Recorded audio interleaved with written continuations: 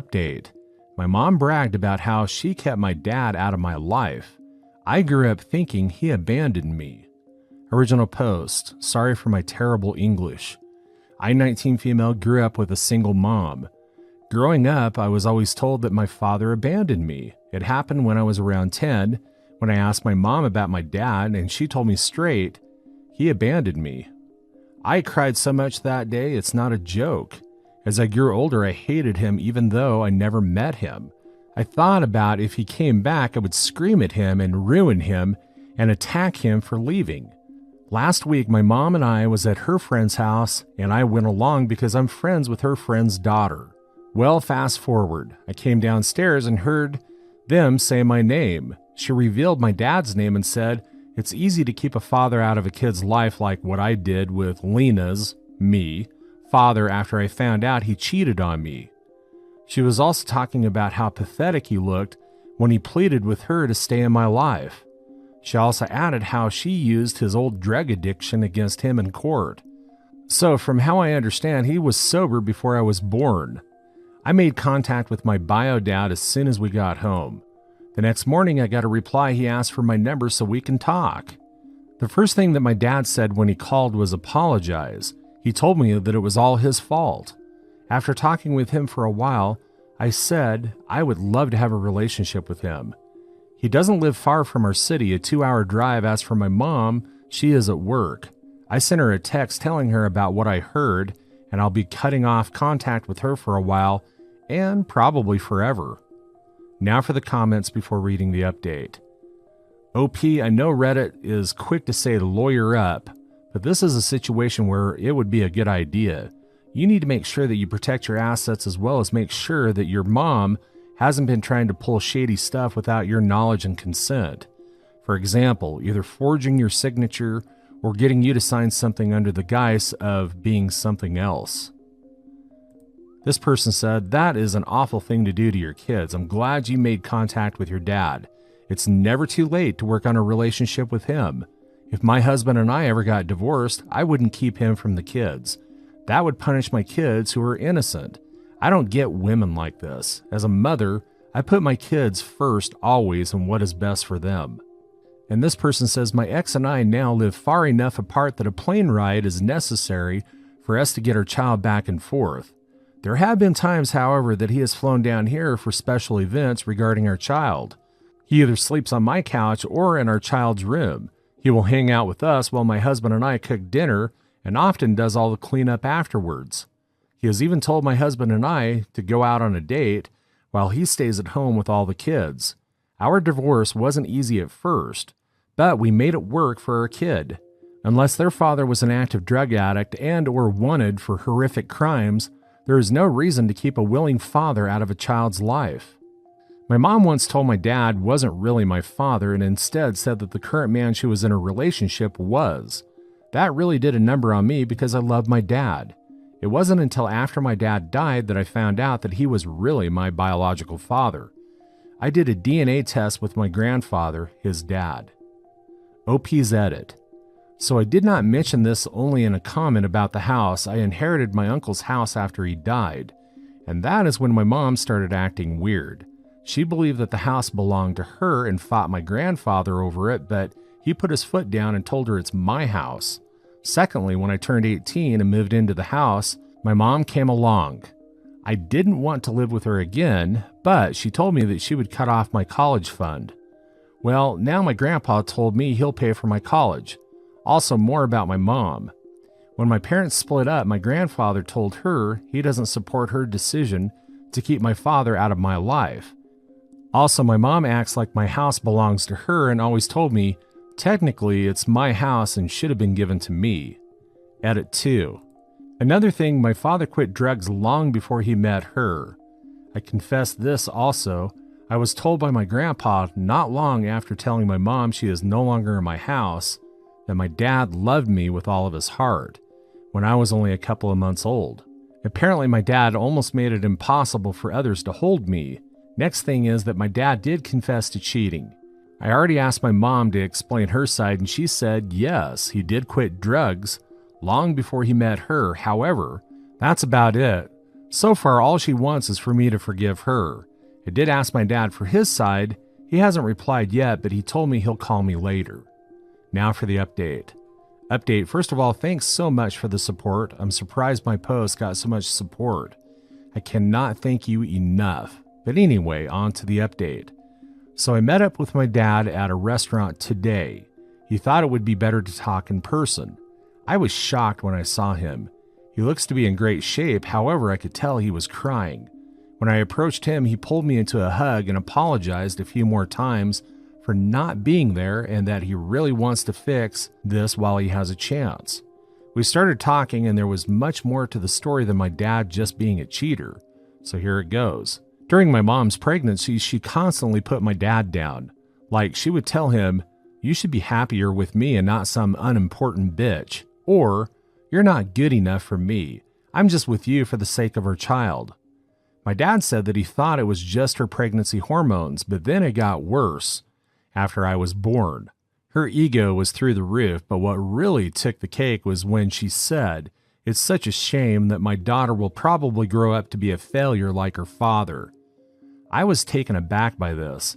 I asked my dad if that's the reason he cheated, and he said no, he should have just called off the wedding, but instead, he cheated. He apologized a few more times and told me he loves me, and that he never forgot about me, and that when I texted him for the first time, he couldn't believe it was me until he saw my profile picture. We both cried for a while until our breakfast arrived. Now on to my mom. I just wanted to add my mom started threatening me after I told her she is getting evicted. But at first it went from pathetic apologies to full-on threats. She told me she'll ruin me if I abandon her, make sure that I lose everything. Anyway, after speaking to my dad, I wanted to see if my mom will confirm it. And she did no shame. She admitted it like it was a effing achievement with no remorse, may I add. Then she went back to sweet talks and back threatening me. Someone told me that I should see if I could forgive her and probably not go no contact. After today, I doubt I want anything to do with her. I also think she's the one who told all my ex-boyfriends that they're not good enough because they all broke up with me shortly after meeting her without any explanation. I'm done with her. My grandpa told me he'll help me with the eviction and possibly a restraining order due to the threats. I'm going to visit my dad as soon as she's out of the house. Story 2. My daughter made me cry for the first time in my life. Plus update. Original post. I, 28 female, have a 13-year-old daughter. I had her when I was 15 after I was raped by someone who I thought was my friend. Daughter doesn't know this. I decided not to tell her. Keep it in mind. Well, I also have a sister, 35 female. She's honestly the best sister I could ever ask for. Now for explanation. I was picking up my daughter from school and she seemed like she was in a bad mood, so I wanted to do something that would cheer her up. I asked her if she wanted to go to the mall or go out to the Chinese restaurant that she loves. She told me no because my sister had promised to take her to the movies, so I told her I'd drive her to the movies. Then she told me no again, and to drop her off at my sister's house, so I agreed. 3 hours later, she came home, and now she was happy. I asked if the movies was fun, but she ignored me and went to her room instead. I thought this was weird because she normally always tells me how fun the movies are or whenever she goes somewhere with my sister. So I called her down for dinner, and she came down and walked right past me to grab her jacket and shoes. Obviously confused, I asked her where she was going. She said she was going to get Mexican food with my sister. We're Hispanic, and I already prepared some food. I told her that I already made dinner, and she got mad and told me to leave her alone because she didn't want to eat something a dirty slut made.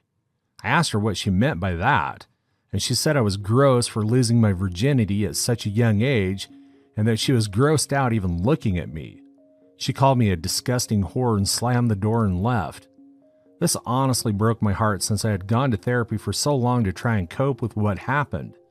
But as a result, my own daughter basically slut-shamed me for having my innocence taken away. I honestly just lost my appetite and just went to my room. I have been crying ever since. My heart honestly just completely feels sad. I think my sister told her because I planned on telling her when she was older. I feel betrayed and hurt and don't know what to do. She knocked on my room door, but I didn't open it. I mean, how do I even approach this? Also, thank you for reading. This is what I needed to vent. Little update. I told my daughter we needed to talk with a note and she agreed. So once she comes out of her room, I will explain to her the whole situation. Update. Thank you to everyone for all of your kind comments and DMs. It really means a lot. I talked to my daughter yesterday. I told her the entire story of what happened and how hurt I felt that she slut-shamed me for something that I didn't even want. She started to cry and asking me to forgive her because my sister had told her a whole different story. She told me that her friends were talking about their parents and she said something about me being 28. And her friends asked her how my mom let me have a kid at 15. And so she called my sister during lunch about the whole situation. So my sister told her that I slept around during my sophomore year and went to parties a lot, and that's how I got pregnant. And she said she was shocked and was grossed out with the fact that my mom even allowed that. This honestly hurt even more knowing my own sister, who I adored, said this. I still felt hurt because of the names she called me, which honestly have just been burned into my head. So she's grounded until her school year ends, which is honestly the first time I've ever given her a long punishment. Now for my sister, I cut contact with her. I told her to stay out of my life and never to contact me again. I told my family, and to say that my dad was mad is an understatement. He got mad and called her immediately to yell at her after I told him and my mom. He cut her off financially and took down anything that involved her. My mom felt bad for what had happened and comforted me. My brothers called her disgusting for trying to lie to my daughter. And again, I want to thank everyone for caring and helping me out in this situation. Edit. To everyone saying I'm being harsh for punishing her for my sister lying to her, it's not that. It's the way that she spoke to me and the way she probably thought it was okay to say that, but I don't know. Also, the end of the school year is in the second week of May, but I may also take away her punishment probably like 4 months. Edit 2. To clear this up about me grounding my daughter. She gets ungrounded January 1st or December. She gets her phone on weekdays, just not weekends. She gets to watch TV. She gets to use her computer still. She still gets to go out with her friends. What else would I change? Story 3. Update. I don't think my boss knows that I know there's a camera in my office. Plus update. Original post. I don't know where to start because I'm not even sure if this is weird or not. I started at this new job not long ago, and since the first day, I've known there was a camera in my office. I don't think it's necessarily weird to have cameras in an office setting. There's cameras in all sorts of places for all kinds of reasons. But the camera in my office isn't any sort of built-in fixture, and my individual office room is the only office with a camera in it. On my first day on the job, I realized my boss was too aware of my actions. He said something to me that threw me off, and I knew that he wouldn't have brought it up unless he had been watching me do something. It was just too coincidental. But it was casual at the time, so it wasn't a direct allusion to the camera he has. But immediately after that incident, I scanned around the room, and I found a camera nestled in a cubby with a small wire that leads to his adjacent office. My other bosses also indirectly responded to my actions in the group chat. The few times that I had spent an excessive amount of time on my phone were times that the, hey guys, let me know if you guys need anything to work on. I know things are slow, messages would trickle in. Anything that seemed to hint at me being watched was also said or done ambiguously enough that they weren't revealing anything about being able to see me, as if I'm not supposed to know that I'm being watched. And that's what is unsettling to me. The camera is pointed directly at me, not the door, not the front desk, not anywhere else that would make sense for security purposes. I've looked at everyone else's offices and didn't see a single camera. The camera is pointed specifically at me, and I don't even deal with money or anything that could be stolen. I don't know if I should bring this up. I'm not entirely mad, and I guess I understand the reasoning, like making sure I'm on task or some shit. It just bothers me a little that I can be watched whenever, and they never even disclose that. I feel like someone being constantly monitored has the right to know that they are, especially since I'm the only one being watched like this. I at least use it to my advantage because I at least know not to be on my phone, lol. Now for the update. Update 1. I wasn't expecting so many responses. I genuinely appreciate how concerned everyone is about whether or not I'm okay. It makes me feel good knowing a lot of people care about a stranger's well-being. I've seen a lot of comments asking for an update, so this is really the most I have of one. Nothing has changed yet. I haven't thought to bring it up to them because part of me is wondering if they'll eventually remove it. I was curious to see if they would ever bring it up themselves or if I could find a way to hint at the fact that I know. I sort of want them to stay unaware that I know so I can see how they act in response to my actions, to potentially call it out in the future. The top comment is pretty funny about staring into the camera. There were a few times where something ridiculous would happen with something and I'd stare into the camera for a moment as if I were breaking the fourth wall, laughing my ass off. I don't think I'm going to bring it up just yet. I actually really like working here. I get along with my coworkers, and they pay me decently for what I do. For everyone asking, yes, I am a woman. I don't think this is as much of a sexual harassment case as it is just a micromanaging thing. They haven't done or said anything to me to make me feel like they were hitting on me, just genuine politeness. My guess for the camera is that they're maybe testing my integrity and seeing how much time I spend on my phone, even out of the view of other people, which I could understand, but wow, I wish there was another way besides a camera on me. There's been a few other micromanagey things to happen that have irked me a little, but I still like my bosses in spite of that. If something changes, like if I start getting the vibe that this is becoming creepy, I'll keep you guys updated. Oh, and also a few things I wanted to mention that a lot of people had ideas about. You guys had good ideas, by the way. Due to where it's at, it would be really hard to cover the camera with anything. I can't exactly reach it, so I'd have to find something like maybe a wide shelf that would block the view underneath it. The wire runs into my boss's office. You can't see the wire from mine, so I'd have to take a pic of it from inside his office. So I don't know if I'm able to evidence collect too easily. I'm also trying to be a bit vague with details because I got a little paranoid about the idea of my boss somehow coming across this thread. Anyway, I appreciate you guys, and I'm sorry that I don't have a more thrilling update. I'll let you know if anything else changes. Update 2. So as previously stated, I still never said anything about the camera. I wasn't really comfortable with it, but I got used to being conscious of my actions, so they weren't seeing anything that I didn't want them to. There also isn't some sort of HR to talk to about this or anything like that. But our IT guy came in and asked my boss about it. I wasn't in the room, so I didn't hear the entire conversation, but the first thing that I heard was my boss saying that the camera was there before my office ever was. Something about using it to see the front door originally, I guess.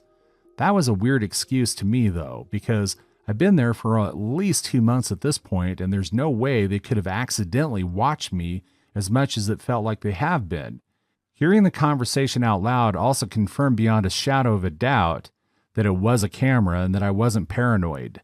The IT guy must have felt some type of way about it because I didn't hear what he said, but I heard my boss say something about, well, it's not like I was just watching her in her office, in a sort of a quieter, sheepishly defensive way. Nobody said anything to me while they were removing it. They took it from his side, not mine, but they instead put it where it would be facing the front door.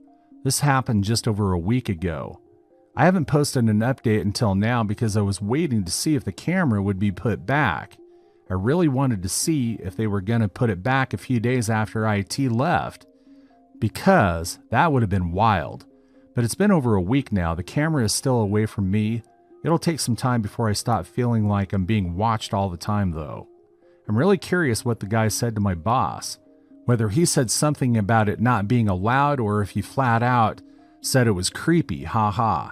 But I'm glad he did say something, as it got resolved without me ever having to say anything. I'd like to think that he had my back. I've just been acting as if I've never known and haven't said anything about it, and work carries on.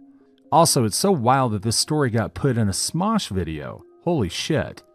I heard the news back to back. First, the, "Hey Smosh, just bought their channel back," at the same time as, "Hey, your post is in a new Smosh video."